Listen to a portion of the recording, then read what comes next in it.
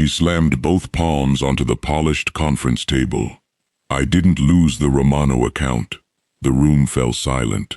Victor Moretti slowly leaned back in his leather chair, a cold smile spreading across his face as every executive turned toward the plus-size woman standing before them. Elena Romano's chest rose and fell with anger. At 34 years old, she had spent 8 years keeping Moretti Global Holdings alive, yet this was the first time she had ever raised her voice inside the boardroom. Victor stood, adjusted his expensive suit, and picked up a folder. "You still don't know when to stay quiet, do you?" he asked. "I know when I'm being blamed for someone else's crime." The directors exchanged nervous glances. Victor laughed. "A crime? That's a strong word coming from an assistant. I'm not just an assistant, and you know it." "Oh?" Victor walked closer, until he was only inches from her. "Then tell everyone what you think you are." Elena swallowed hard. "I've protected this company for years." Victor suddenly threw the folder across the table. Papers scattered everywhere. "You've protected nothing." His voice echoed through the room. "You lost our biggest client. You embarrassed this company." "You're incompetent, Elena. I didn't lose them," she shouted. "Someone altered the financial reports before they were sent. I checked them myself." Victor looked toward the executives, listened to her, still making excuses. One executive lowered his head, unable to meet Elena's eyes. Another quietly sighed. Everyone knew Elena worked harder than anyone else. No one dared challenge Victor. Victor picked up her company ID from the table. "You know what your biggest problem is?" Elena stared at him without answering. "You actually believe you're important." Her eyes filled with tears, but she refused to let them fall. "For 8 years, she said softly, I've been the first person here every morning and the last person to leave every night. So what? I missed birthdays. I missed holidays. I skipped vacations because you said the company needed me." Victor shrugged. "And I solved crises before you even knew they existed." Victor smirked. "And you're still just an assistant." Without warning, he tossed her ID card onto the floor. "Pick up your things." The room froze. "What?" Elena whispered. "You're fired." Silence. Victor looked toward security. "Escort Miss Romano out of my building." One of the security guards hesitated. "Sir, Elena has always—" "Did I ask for your opinion?" "No, sir." The guard walked toward Elena with obvious discomfort. I'm sorry."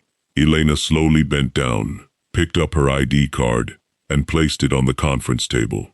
"I won't need this anymore." She looked around the room. Not one executive defended her. Not one. The people she'd helped for years avoided looking at her. Victor folded his arms. "You'll never find another job that pays half as much." She remained silent. "You need this company." Still nothing. "You'll come crawling back within a month." Finally, Elena looked directly into his eyes. "No." Victor frowned. "No? I'll never beg you for anything." She picked up the small box containing family photos, a notebook, and the coffee mug her younger brother had given her years earlier. As she walked toward the door, Victor couldn't resist one final insult. "You should thank me." She stopped. "For what?" "For giving someone like you 8 years. The words pierced deeper than any knife. "Someone like you." He wasn't talking about her work. He was talking about her body. Elena had heard those words her entire life. Too fat, too big, too curvy, too much. She was a very plus-size Italian woman with soft features, beautiful dark curls, warm olive skin, and a naturally curvy figure she had spent years trying to hide beneath oversized office clothes. Victor had always made subtle comments. "You'd look more professional if you lost a few kilograms. The clients remember you." Unfortunately, maybe skip dessert. Every joke had been disguised as advice. Every insult hidden behind a smile. She had endured all of it because she believed hard work would eventually matter more than appearance. Today she realized she had been wrong. Without another word, she walked out. The elevator doors closed. Only then did the tears begin to fall. She covered her face. I gave them everything, she whispered to herself. Outside the building, rain poured across the streets of Milan. She stood alone, clutching the small cardboard box against her chest. Her phone vibrated. Mama. She wiped her eyes before answering. Ciao, Mama. Elena, are you crying? No, you've never been able to lie to me. Elena laughed through her tears. I lost my job. Silence. Then her mother spoke gently. You lost a job. What? You didn't lose yourself. Those words settled deep inside her heart. I don't know what I'm going to do. You'll do what you've always done. And what's that? You'll stand back up. Elena closed her eyes. I don't feel strong. You don't have to feel strong to be brave. A tear rolled down her cheek. I love you, Mama. I know. After ending the call, Elena sat on a bench beneath the rain shelter. She stared at the traffic. 8 years. Gone in 10 minutes. If you've ever been judged before people discovered your true value, the narrator said, take 1 second to subscribe to the channel. Stories like Elena's remind us that sometimes our greatest comeback begins with our worst day.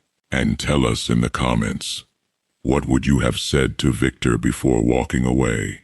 Meanwhile, high above the city, inside a penthouse overlooking Milan, a heavily tattooed man watched security footage on a massive screen. His muscular arms rested on the table. Dark ink covered everything from his neck to his wrists before disappearing beneath the sleeves of his black shirt. Ancient Roman symbols, black roses, wolves, crosses, family crests. Every tattoo told part of his violent past. His name was Alessandro De Luca.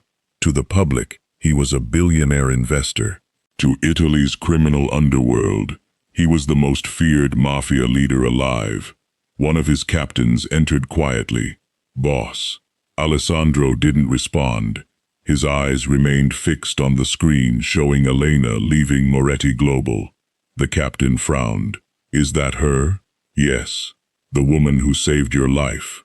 Alessandro nodded once. 8 years of loyalty, he murmured. They threw her away. They made a mistake. The captain smiled. A very expensive one. Alessandro slowly stood. At 6'4", with broad shoulders and tattoos covering nearly every inch of his body beneath his tailored suit, his presence alone could silence a room. He reached for his coat. Prepare the car. The captain blinked. Now, what are your orders? Alessandro's expression hardened. I'm done watching from a distance. And Moretti? Alessandro buttoned his jacket. Leave Victor to his arrogance. He looked once more at Elena's image, frozen on the screen. The woman he just fired, a faint smile appeared, is about to receive the opportunity of a lifetime. Elena was still sitting beneath the rain shelter, nearly an hour later, when a long black luxury sedan rolled silently to the curb. She barely looked up. She assumed it belonged to another executive heading home. Instead, the rear door opened. A man in a tailored black suit stepped out first. He scanned the street before speaking respectfully. Signorina Elena Romano? She frowned. Yes, our boss would like a word with you. She let out a tired laugh. If this is some kind of joke, I'm really not in the mood. It isn't a joke. I don't know your boss. You do. I don't. A deep voice interrupted from inside the car. Perhaps you don't remember me. Elena froze. The man stepped out. He was tall, powerfully built, with dark hair combed neatly back, and a trimmed beard. The rain caught the edge of the tattoos climbing from his collar to his neck. As he adjusted his coat, more intricate black ink was visible across his hands and wrists before disappearing beneath the sleeves. Even dressed like a wealthy businessman, there was something unmistakably dangerous about him. People across the street glanced at him and quickly looked away. He stopped a few feet from Elena. You once wrapped a scarf around a stranger's chest to stop him from bleeding. Her eyes widened. The alley, he nodded. You remember. You were the man who'd been attacked. I was. I waited until the ambulance arrived, and then you disappeared before I could thank you. Elena looked at him carefully. I thought about you for weeks. I wondered if you survived. I did. You look much healthier. A faint smile crossed his face. Thanks to you. She shook her head. No. Thanks to the doctors. You gave them time to save me. For a moment, neither of them spoke. Then he extended his hand. My name is Alessandro De Luca. The name hit her like thunder. Every newspaper in Italy had written about the mysterious billionaire who seemed to appear from nowhere. Rumors surrounded him. Some called him a financial genius. Others whispered something far darker. Elena slowly took his hand. I've heard of you. I'm sure you have. What do you want from me? I'd like to buy you dinner. She blinked. Dinner? So we can talk. I just lost my job. I know. I've been humiliated. I know. I'm not exactly good company tonight. I disagree. She hesitated. I don't think that's a good idea. Alessandro nodded respectfully. Then allow me to ask one question before you refuse. She folded her arms. Go ahead. When Victor blamed you today, her expression changed. How did you know the financial reports had been altered? She stared at him. Because I checked every document before it was sent. And they were correct. So someone changed them afterward. Yes. You sound certain. I am. Can you prove it? She looked away. No. What if I told you someone already has? She looked back at him. What do you mean? Alessandro gestured toward the car. Please. Curiosity overcame caution. She climbed inside. The leather seats were immaculate. A tablet rested on the table between them. Alessandro picked it up. I've spent years investing in companies across Italy. She listened quietly. During that time, I became familiar with Moretti Global. You own part of it? A small percentage. I didn't know. Very few people do. He touched the screen. Several financial records appeared. What you're about to see never leaves this vehicle. She nodded. He opened security footage. The video showed Victor's vice president entering the finance office late the previous evening. He plugged a flash drive into a computer.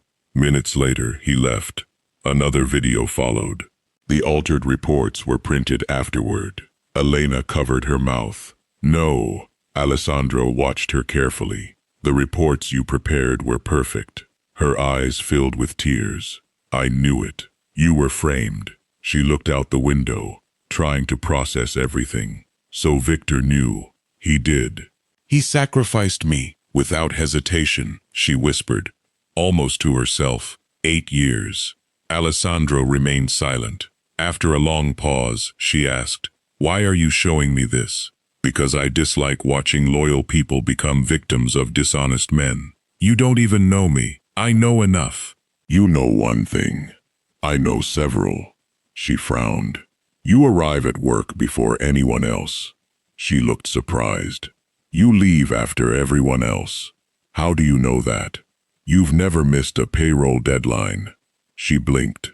You quietly prevented a strike 3 years ago. Her eyes widened again. You convinced a major investor to stay without asking for recognition. She leaned forward. How could you possibly know all that? Alessandro answered calmly. Because I've been watching you. Silence filled the car. She suddenly looked uncomfortable. That sounds frightening. I understand. So why? He didn't answer immediately. Finally he said, Because the woman who saved my life deserved to know someone believed in her. Elena's breathing slowed. I didn't save your life because I expected anything. I know. I would have helped anyone. I know. Then why does that matter so much to you? He looked directly into her eyes. Because everyone else ran away. Those words stayed with her. Alessandro continued. You saw a bleeding stranger in a dark alley. Yes. You didn't know if I was dangerous. No. You didn't know whether helping me would put your own life at risk. No. But you stayed. I couldn't leave someone to die. He nodded once. Character reveals itself when no one is watching. Another long silence followed. Finally, he reached into his briefcase and placed a single folder before her. I have an offer. She opened it. Her heartbeat quickened. The salary printed on the first page was nearly 4 times what she had earned at Moretti Global. She looked up immediately. This has to be a mistake. It isn't. You want me to be? She stopped reading. Your strategic advisor? Yes. I've never worked anywhere except one company. I know. I've never managed an empire. You've been managing Victor's for years. She almost laughed. You're giving me far too much credit. No. I'm giving you the credit Victor stole. She closed the folder. I can't. Why? Because people say terrible things about you. They do. They call you the head of the most dangerous mafia family in Italy. He didn't deny it. Instead, he simply asked, "What do you believe?" I don't know what to believe. Good. She looked confused. Never build your opinions on rumors. She sighed deeply. My whole life has just collapsed. Then build another. I don't belong in your world. You belong wherever your abilities are respected. She stared at him for several seconds. I appreciate this, but I want an honest life. Alessandro smiled faintly. So do I. She frowned. You expect me to believe that? I own shipping companies, hotels, vineyards, logistics firms, and investment groups. They employ thousands of honest people. And the rumors? I won't insult your intelligence by pretending my past doesn't exist. His voice became quieter. But the future I'm building requires leaders, not criminals. She remained silent. I don't need another soldier, Elena. What do you need? I need someone who can't be bought. She shook her head. I need time. You have until tomorrow. She reached for the door. Just before getting out, Alessandro spoke one last sentence. If you walk away now, I'll respect your decision. She nodded gratefully. But ask yourself one question tonight. She paused. If a man could destroy your career with one lie, how many other innocent people will suffer if no one stands up to him? Elena stepped into the rain without answering. She didn't notice the black SUV parked half a block away. Inside it, Victor's corrupt vice president lowered a pair of binoculars. His face turned pale. He immediately grabbed his phone. Victor, what is it? I think we've got a much bigger problem than Elena losing her job. Victor sighed impatiently. What are you talking about? She's meeting with Alessandro De Luca. There was complete silence on the other end. Victor finally whispered one sentence. That's impossible. Victor's hand tightened around his phone. Are you absolutely certain? I saw them together with my own eyes. The vice president replied. She got into Alessandro De Luca's car. Victor's face drained of color. No, that can't be happening. What do we do? Victor paced across his office. Nothing. Nothing? If Alessandro wanted us dead, we'd already know. He ended the call, but for the first time in years, fear crept into his heart. Meanwhile, Elena spent the entire night awake. She replayed every word Alessandro had spoken. He said, I belong where my abilities are respected. She stared at the folder on her kitchen table. Her mother quietly walked in. You haven't slept. I don't know what to do. Her mother sat beside her. Tell me everything. Elena did. She told her about the job offer. She told her about the evidence. She even admitted who Alessandro really was. When she finished, she expected her mother to panic. Instead, her mother asked one simple question. When that man looked at you, what did you see? Elena thought carefully. I didn't see pity. And I didn't see someone staring at my body. Her mother smiled. What else? I saw Respect. Her mother squeezed her hand.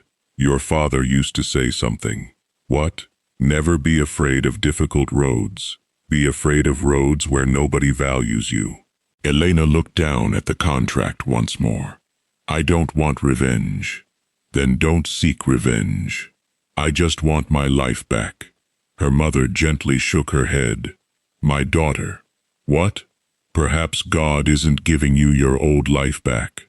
She smiled warmly. Perhaps he's giving you a better one. The next morning, Elena stood outside Alessandro's headquarters. The building looked more like the headquarters of an international corporation than anything else. She took a deep breath and walked inside. The receptionist smiled immediately. Signorina Romano? Yes. He's expecting you. Moments later, the elevator doors opened onto the top floor. Alessandro was standing by the window. His tailored black suit hid most of the tattoos covering his muscular body, but the intricate ink climbing above his collar and across his hands was impossible to miss. He turned as she approached. You came. I did. He didn't pressure her. He simply waited. Finally, she spoke. I have conditions. A faint smile crossed his face. I'm listening. I won't help hurt innocent people. You won't. I won't lie. I wouldn't ask you to. If I discover corruption, even inside your organization, I expose it. You'll have my full support. She searched his face. You agreed too quickly, because those are the same rules I expected you to set. For the first time since losing her job, Elena smiled. Then, she extended her hand. I accept. Alessandro shook it firmly. Welcome home, Elena. Over the following weeks, she discovered his empire was nothing like she had imagined. She wasn't trained to use weapons. She wasn't taught violence. Instead, she attended board meetings, negotiated contracts, identified financial risks, and reorganized legitimate businesses that employed thousands of people across Italy. Every decision she made saved money. Every strategy increased profits. Every employee she met respected her professionalism.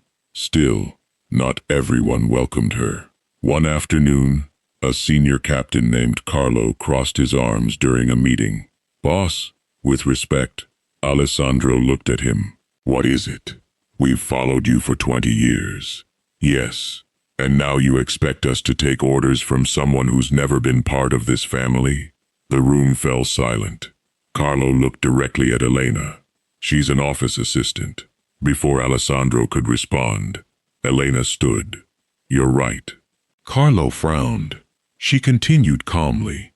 I've never carried your responsibilities. No. I've never earned your trust. No. But I don't expect respect because Alessandro hired me. She stepped closer. I'll earn it. Carlo folded his arms. How? She placed several financial reports on the table. 3 of our logistics companies are losing millions because they're competing against each other instead of working together. The room became quiet. She continued. If we merge their distribution systems, we reduce costs by 18% in 6 months. Another captain quickly reviewed the documents. She's right.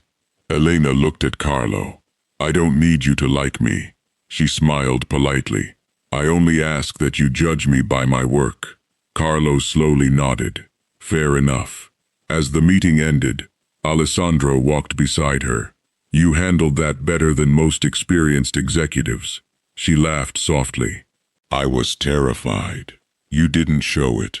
I've spent years pretending not to be afraid. His expression softened. You don't have to pretend here. Their eyes met. For a brief moment, neither of them spoke. Then Alessandro quietly admitted, Victor believed your appearance defined your value. Elena lowered her eyes. A lot of people think that. I don't. She looked back at him. I see a brilliant Italian woman whose heart is stronger than the people who tried to break it. Emotion filled her eyes. Thank you. A month later, news spread across Milan. Moretti Global was collapsing. Investors withdrew. Clients canceled contracts. Authorities launched investigations after anonymous evidence exposed financial fraud. Victor was removed as CEO. The vice president who had altered the reports was arrested. Elena never celebrated. She simply looked out the office window. Alessandro walked over. "You could have destroyed Victor yourself." "I know. Why didn't you?" She smiled gently. "Because justice lasts longer than revenge." Alessandro nodded with admiration.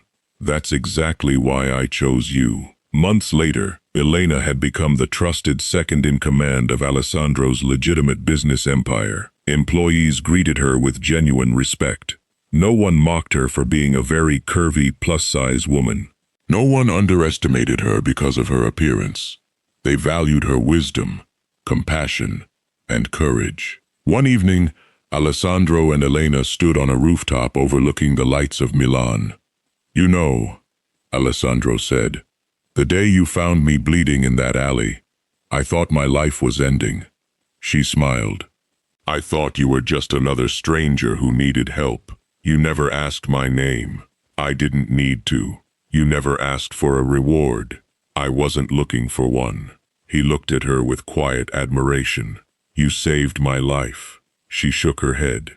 "And you reminded me that my worth was never decided by one cruel man." They stood together in comfortable silence as the city glowed beneath them. The narrator's voice closed the story.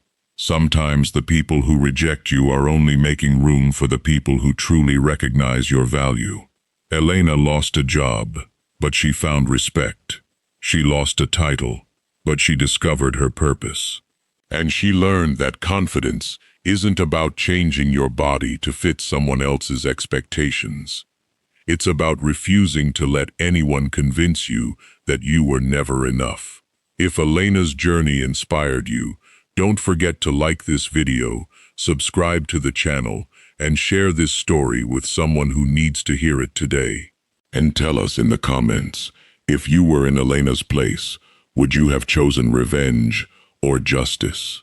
Until the next story, remember this: the greatest comeback always begins the moment you stop believing the lies others tell about your worth.